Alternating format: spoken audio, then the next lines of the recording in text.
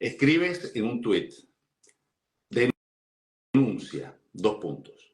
Presos políticos que se encuentran en la supuesta cárcel del Rodeo 1, que no es más que una fachada a cargo del DIGESIN, SESMAS, reciben torturas blancas y psicológicas continuas, tratos crueles y en algunos casos torturas físicas. Los familiares también sufren las consecuencias. Tamara, explícanos. Mira, bueno, he estado recopilando información durante varios días sobre lo que está sucediendo en ese lugar, ¿no? Primero, es una fachada, yo digo que es una fachada porque ni siquiera tiene el nombre afuera que diga Cárcel del Rodeo 2. Se lo han quitado, han puesto toda la fachada de negro, cubierta de negro, y adentro sí hay un camión que dice SESMAS, Sistema Integral de Máxima Seguridad, y los funcionarios tienen uniformes de negro con esa identificación, encapuchados y además llevan lentes oscuros para que nadie los distinga, ¿no?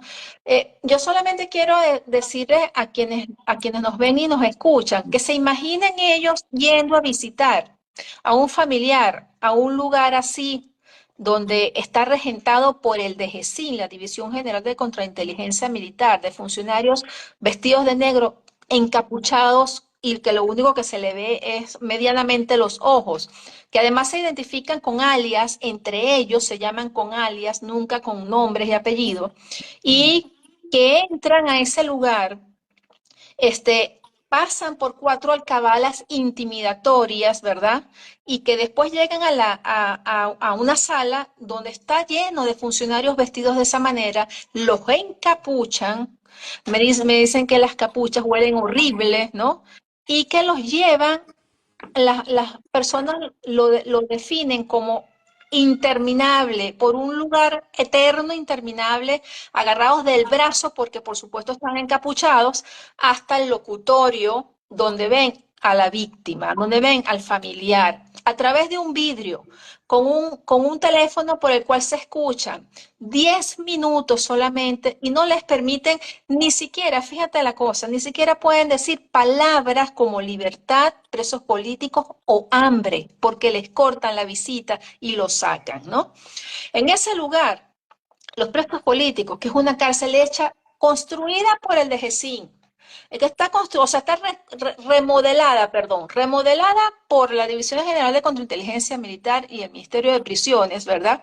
Hecha eh, para de todos los modos posibles ser inhumana, ser cruel con las personas que son considerados los peores enemigos del régimen. Ahí hay militares y civiles encerrados en condiciones infrahumanas, en celdas 2x2, con puertas de acero, como estaban en el Dejecín, en la Casa de los Sueños, con una ventanita por donde le pasan la comida, en donde las personas tienen en una de las paredes un chorrito de agua que sale por una manguera y cae en el pozo séptico donde ellos hacen sus necesidades, y donde William y Dania, en un lugar que hace tanto calor, porque no nos olvidemos que eso está hacia Guarenas, que está generalmente entre 32 y 38 grados centígrados. Solamente le ponen el agua cuando hay, porque me han dicho que hay periodos en que no hay ni siquiera agua, 5 minutos al día, 3 en la mañana y 2 en la tarde. Y los presos políticos han tenido que aprender a bañarse vestidos para poder lavar la ropa, que medianamente secan y que se vuelven a poner llena de jabón, porque no les da tiempo de sacarle todo el jabón. Tienen dermatitis, cuadros de diarrea, cuadros ¿cómo se dice? Infecciones gastrointestinales, porque el agua no es potable, ¿verdad? No tienen reloj, no saben el día y la hora, pasan las 24 horas del día encerrados en su celda, sin comunicación, sin libros, sin nada que leer, sin nada en que ocupar su mente, ¿verdad? Eso se llama incomunicación en solitario. Es decir, es una crueldad máxima. Me han dicho que han bajado, hay muchos que han bajado entre 20 y 30 kilos de peso, los que me han bajado, que se les nota mucho el deterioro físico, muy delgados, han perdido masa muscular, ¿verdad? Y de todo lo que te estoy comentando, lo que sufren ellos, lo sufren las familiares, porque es Por que supuesto. los familiares van en esas condiciones con miedo, con terror, les prohíben describir el lugar, les prohíben describir cómo está el preso político, les prohíben denunciar, por lo tanto, imagínate el terror psicológico al que están sometidos, ¿no? Entonces, es una cárcel planificada vilmente para mantener a estas personas, que hay muchos que tienen patologías de enfermedades crónicas, enfermedades graves que no han sido tratadas y que cada día van disminuyendo, es decir, cada día van empeorando en su condición física, ¿verdad? ¿Cómo se siente un preso político en esas condiciones, en ese lugar, con falta de atención médica absoluta? Es terrible, ¿no? Entonces, la denuncia es, los quieren muertos, Idania, Eso, William, es eso, decir, no- eso iba justo a preguntar, ¿qué quieren? ¿Enloquecerlos, que se mueran, matarlos en prisión? ¿Qué quieren? primero, controlarlos física y emocionalmente, a ellos y a los familiares. Fíjate que el flujo de información que venía de las denuncias de las propias familias han bajado, porque he tenido... Mete que he tenido testimonios, Idanias, de familiares que temen que le pongan vidrio a la comida, vidrio molido a la comida, y que les causen daños a los familiares si ellos denuncian. A ese nivel de terror han llegado. ¿Qué quiere el régimen? Primero, mantenerlos totalmente aislados, que ni siquiera se diga en qué condiciones están ni que están enfermos, ¿verdad? Segundo, poco a poco acabar con sus emociones, es decir, con lo que puede sentir un ser humano normalmente, y lo vas aislando, aislando, aislando, y lo vas llevando a una situación inhumana de cómo viven y de cómo están, que en algún momento piensan hasta en suicidios, Idania, porque es que no nos olvidemos que hay presos políticos que han intentado suicidarse cuando han estado, por ejemplo, en el Dejecín en Boleíta, ¿no? Entonces, el control de las emociones, el control de lo que piensan y sienten, porque no tienen nada que leer, porque es que no tienen nada en qué entretener su mente, ¿verdad? Y entonces, esto poco a poco va acabando con un ser humano. ¿Cómo sale un ser humano de esas cárceles después de tanto tiempo? ¿Cómo han Bueno, salido los presos de, políticos? de hecho, Ajá.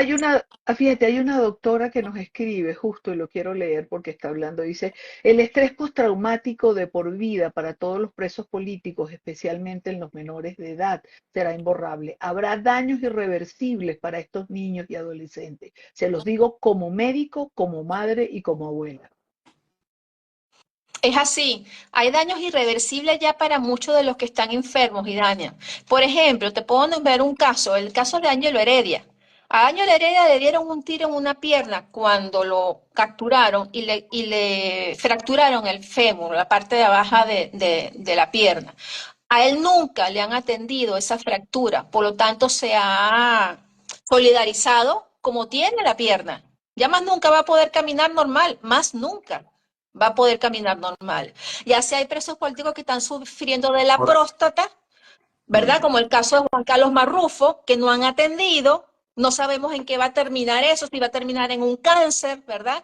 Y hay otros presos políticos que sufren de la tensión, es decir, tienen problemas patológicos que vienen arrastrando por haber estado presos políticos en otras partes y no haber sido atendidos, y son enfermedades que han desarrollado como cáncer, como diabetes, como tantas cosas que han desarrollado dentro de esas cárceles, y que en esta no se las están atendiendo. Entonces, en algún momento empezarán a sacar presos políticos muertos, y Dania, de esa cárcel, ¿no? Tamara, ¿tú tienes información dónde están los niños, dónde están los jóvenes, en qué parte los tienen, cuál es su estado? ¿Has podido hablar con sus familiares? Porque nosotros intentamos contactar a familiares, pero evidentemente por miedo no lo desean hacer, no desean que se les haga una entrevista.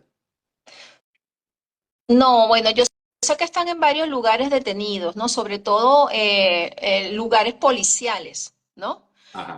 No en cárceles comunes, pero sí tengo información de que hay algunos que fueron trasladados en un principio a cárceles comunes, pero no sé si hoy en día están ahí, y otros que están en centros policiales. Ahora, sí, es correcto. A los familiares, es lo que te digo, o sea, nosotros tenemos en este momento casi 3.000 presos políticos y un, un no sé, un 3-4% son los que todavía están denunciando. O sea, el terror que les han implementado a los familiares, a los amigos, a los vecinos, que se los han llevado cuando han denunciado, significa un gran silencio. Por eso es que la misión de determinación de hechos dice que ha sido muy difícil recaudar testimonios de los familiares y de las víctimas, porque no quieren hablar. Es decir, cuando todo esto pase, o sea, cuando vayamos superando todo esto, nos vamos a enterar, y Dania y William, de que en esta oportunidad el régimen ha ejecutado torturas tan o más terribles que las que ya habíamos documentado. Es decir, yo creo que yo he documentado torturas que uno no se puede imaginar, pero me he enterado de casos que no puedo mencionar, donde yo digo que lo han superado, donde yo digo que se están superando a sí mismos haciendo torturas físicas, hablando de torturas físicas, que no puedo decir porque entonces pueden identificar víctimas y sería terrible, Sí, ¿no? Tamara, Entonces, tú eres defensora de derechos humanos. ¿Qué calificativo utilizarías para esto que está sucediendo en la cárcel del Rodeo 1? ¿Cárcel de qué? pues, ¿Del terror? ¿De qué? eso es un centro, un lugar de concentración, a mejor estilo de los campos nazis de concentración, donde los presos que tenían allá, los presos nuestros, están siendo condenados primero a sufrir torturas físicas, psicológicas y emocionales, ¿verdad? Un depósito de seres humanos sin ningún tipo de condiciones que no cumple con ninguna de las normas internacionales de cárceles donde estén las personas, ¿no? Es decir, hay normas mínimas para encarcelamiento de personas internacionales dictadas incluso por las Naciones Unidas, y eso no lo cumple Venezuela, en lo más mínimo cumple con esas reglas, ¿no? Y yo Venezuela no tengo entendido, cumple, el régimen Tamara no cumple una sola. correcto, Primero no cumple la Constitución, luego no cumple ningún acuerdo internacional, no cumple absolutamente ninguna norma mínima. Los presos son piltrafas, no, o sea, para ellos son desechos, no son seres humanos. Es que tenemos que partir de esa realidad. ¿Qué norma cumple el régimen de Maduro? Ninguna, ninguna. absolutamente ninguna. Pero te atajo en esta parte que me parece importante porque es un término que hemos comenzado a usar. Yo estudié mucho, he estudiado mucho todo lo que fue el holocausto, todo lo que pasó con los judíos, etcétera, etcétera, ¿no? Y hay un término que hemos comenzado a usar y han comenzado a usar todas las organizaciones no gubernamentales y es campos de concentración. Y como tú señalas, cuando esto pase, seguramente tendremos la oportunidad de hablar y de conocer torturas que hasta ahora no hemos conocido. Creo que también vamos a tener que hacer un registro de cómo entraron y cómo salen los que logren salir, que espero sean muchos cuando recuperemos la democracia. Pero hay un acuerdo, es decir, hay un convencimiento, hay un haber llegado a... En Venezuela no hay cárceles, señores, hay campos de concentración. Yo sí lo tengo así, Idania, y tengo información de que hay más. Y estoy detrás de algo que creo que voy a conseguir pronto sobre otro centro de torturas, una cárcel nueva de torturas, y les va a espantar cuando yo publique eso. Porque si podían imaginarse que el rodeo era así, se van a Sí. imaginar, no pueden imaginarse cómo es la otra. Ahora, Ellos están construyendo, fíjate una cosa, la planificación de cómo torturan y cómo siguen cometiendo crímenes de lesa humanidad con respecto a las personas que están detenidas es terrible. Lo que hacen todo es planificado. lo ejecutan de forma vil. Ellos gozan con lo que están haciendo porque son así. Son unas personas perversas que están educadas y están, ejercen lo que han aprendido de forma perversa, porque son de GESIN, eso que están custodiando, por ejemplo, este centro, el Rodeo 1. Tamara, ¿qué información manejas sobre la construcción de otras cárceles que el régimen, la dictadura, está propiciando? ¿Qué información manejas? Que bueno, que ya hay varias que están en plena construcción y que además por ahí hay un audio de Maduro diciendo que es que ahí iban a meter a las personas enemigas del gobierno, que incluso le iban a poner a trabajar, a hacer no sé qué cosas, o sea, hacer como si fueran centros, ¿verdad? Justamente centros ¿cómo es que se llama?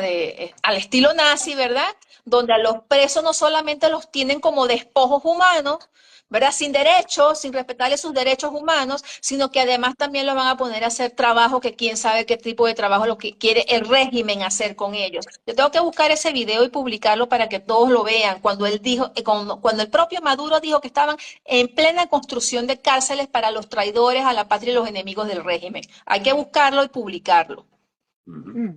Ahora, esta es una semana importante, ¿no? Digamos, dentro del marco de la Asamblea General de Naciones Unidas.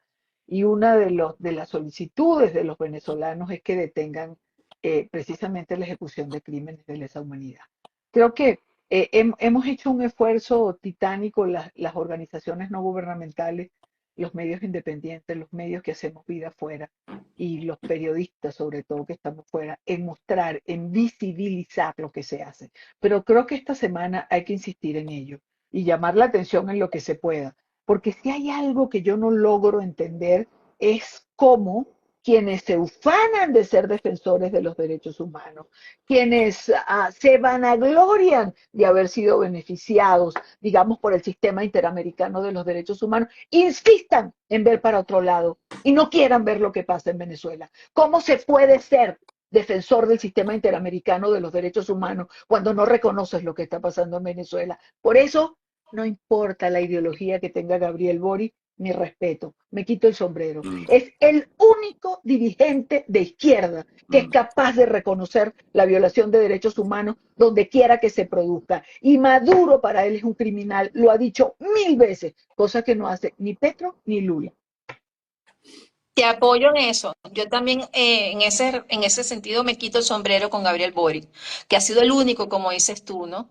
Lamentablemente las declaraciones de Petro este fin de semana diciendo que se puede esperar hasta enero para tomar una decisión con respecto a Venezuela es terrible. Es decir, Bueno, bueno, no le no duele, podemos esperar Tamara, menos. no le Claro, duelen ¿no? los muertos Así venezolanos, ni los es. encarcelados, ni los torturados, porque no existe otra lectura. A Gustavo Petro no le duelen los muertos y los presos venezolanos. Para él, los presos de primera línea en Colombia que desbarataron Colombia son importantes. A eso sí se les violó los derechos humanos. Pero a quienes torturan en los centros que tú describes, no, esos no. Esos los están tratando estupendo. Casi que están en el Hilton de vacaciones. No. Ahora, cuando yo escucho a Tamara además hacer esa descripción, yo uno se estremece como ser humano más que como periodista, ¿sabes? Y a veces yo digo, yo me quito el sombrero de periodista y te hablo de venezolano a venezolano. Mira, cuando la misión de la ONU denunció la semana pasada 158 niños y niñas, 130 niños y 28 niñas, y además se recibió la información, estoy leyendo el informe, que fueron sometidas, niñas que fueron sometidas a vejaciones sexuales durante su presidio. Mira, yo soy padre, chico. La mayoría de acá, los que están conectados, pueden ser padres, pueden ser madres. Pero eso es inadmisible. Es decir, esto no es inadmisible. Eso genera, y lo he dicho muchas veces, esa palabra que empieza por A y termina por A, ¿no? Arre, ajá. ¿Por qué? ¿Por qué? ¿Por qué? Porque uno siente enorme impotencia. Porque tú como periodista también eres ser humano. Y entonces cuando yo leo, estoy leyendo las reacciones de nuestras comunidades. Entonces, yo quisiera saber una reflexión que tú puedas hacer, porque muchas personas pueden, y lo decíamos al principio con Idania, pueden tomar esto y decir, hay algunas que han decidido salir de la transmisión, porque es una información muy dura. ¿Por qué es importante esto, Tamara? Visibilizarlo.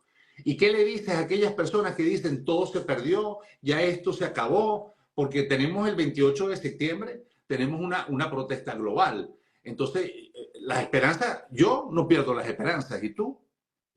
No, yo tampoco, William, para nada. Es decir, nosotros tenemos que seguir haciendo lo que hacemos y documentando y visibilizando y ustedes los periodistas denunciando y haciendo el trabajo que están haciendo, porque no podemos dejar a los venezolanos solos. Es decir, lo que tenemos la posibilidad de ser la voz de tanta gente que está en esta situación, tenemos que seguir porque tenemos que seguir apoyando. Porque es que una cosa, yo sí les puedo decir que el régimen teme.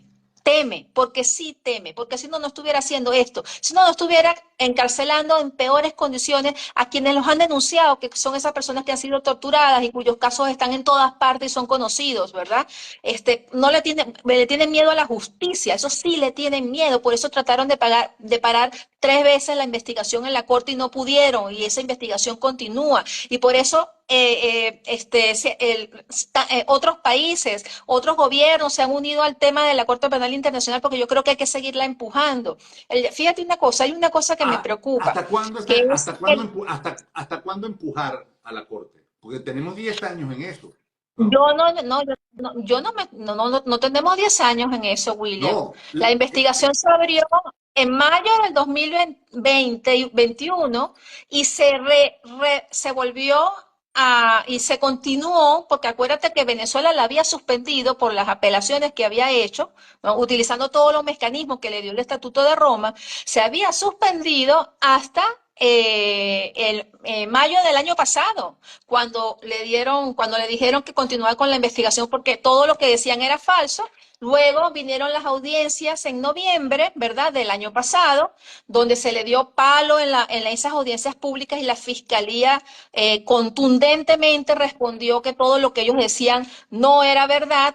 Y apenas en marzo de este año, la sala de apelaciones respondió y dijo que no había argumentos y que por lo tanto la investigación continuaba. Es decir, hemos tenido lapsos de interrupción gracias al Estado. No tenemos 10 años. El examen preliminar se abrió en febrero del 2018. El examen preliminar, la investigación en mayo del 2021. Se suspende por las apelaciones. Es decir, con todas las contrariedades que han sucedido, yo creo que la Fiscalía ha demostrado con las contundencias de las respuestas que está encima de Venezuela y que más pronto que tarde va a haber un desenlace. Y ellos temen eso, William. Claro que le temen a la justicia, no solamente al de la Corte Penal Internacional, sino a los procesos universales como lo que está sucediendo en Argentina. Casla tiene un proceso universal abierto en Perú, también en la Fiscalía de Perú. Es decir, ellos, ¿por qué hacen esto? ¿Por qué le hacen esto a los presos políticos? Porque temen a sus testimonios, porque esas personas son las que ellos van a ver en el banquillo de los acusados algún día para acusarlo de todo lo que han hecho. Y yo pienso que el miedo, ¿verdad? El fraude electoral y el miedo que le tienen a la justicia los tiene locos. Es decir, están actuando desde el hígado, están actuando ya si tú te pones a ver a manera de defensa. Porque ¿qué puede un preso político hacerle al régimen? ¿Qué puede hoy en día un niño, un menor de edad, un anciano, una persona con autismo, una persona con discapacidad hacerle un régimen? Nada. Pero es cobarde, y es cobarde porque teme, porque si no, no hiciera lo que está haciendo. Si fuera más inteligente, no hicieran lo que están haciendo, porque ellos saben que todos los ojos del mundo lo están observando, pero avanzan, ¿no? Intenta, como bien lo dice el informe, que estas acciones sean de alguna manera ejemplificantes para que otros no lo hagan, para que los testimonios no se multipliquen, para que estas descripciones que hacen quienes las sufren no sean más públicas de lo que ya son. Eso lo dice muy claro el Cuando informe. cubrí tribunales, por lo menos como unos 10 años en Venezuela, los abogados decían, justicia tardía no es justicia, ¿no? Pero bueno, Pero, uno tiene pero que... fíjate que es importante esto, yo quiero rescatar esto, ya que vamos llegando al final, quiero rescatar esto de Tamara, porque el tiempo de la desesperación Mm. no es el mismo tiempo de la justicia. El tiempo en que los venezolanos quisiéramos que las cosas sucedieran no es el tiempo de la justicia internacional. Y esto me ha costado mucho entenderlo, pero de tanto hablar con Tamara, intento comprender que eso es Tamara, así. Nunca tenemos me que hablar había más. Tamara, tenemos que hablar detenido. más. Nunca me había detenido en las fechas, pero son importantes que Tamara las recuerde, porque pensamos que ese proceso es eterno, que tiene años, Sí. porque nosotros tenemos años sufriendo y esos años se multiplican, se triplican, se cuadriplican al nivel de el impacto que tienen sobre Sí. nosotros y la desesperación por una respuesta, pero no son tantos. Tamara es una defensora absoluta de que la Corte sí llegará, por lo menos hasta ahora no tiene por qué pensar en contrario, porque me ha aprendido lo que dice, de que la Corte nos vaya a fallar. Habrá que esperar, pero Sí. son dos tiempos distintos. Tamara, un abrazo para ti. Gracias por Gracias, estar allí. Mira, pero gracias, Julio. continuamos esto en el programa de hoy en la tarde. Te llamo ahora y nos ponemos de Ah, acuerdo. qué bueno, qué Creo que en el bueno. marco de la asamblea es importante hablar de esto. Te llamo ahora en un rato. O sea que esta tarde, en el programa La Tarde en NTN 24, mi compañera, mi querida amiga, mi querida colega Idania Chirino me está conversando in extenso sobre el tema con la Seguro que gran, sí. exacto, con Tamara Zulu. Tamara, gracias. Tamara, Un gracias Gracias, abrazo. por, William. Gracias, gracias, hasta luego, gracias Iván. por tu, Gracias. mira, gracias por tu Chao. compromiso, gracias por tu compromiso siempre. Gracias a ustedes. Gracias.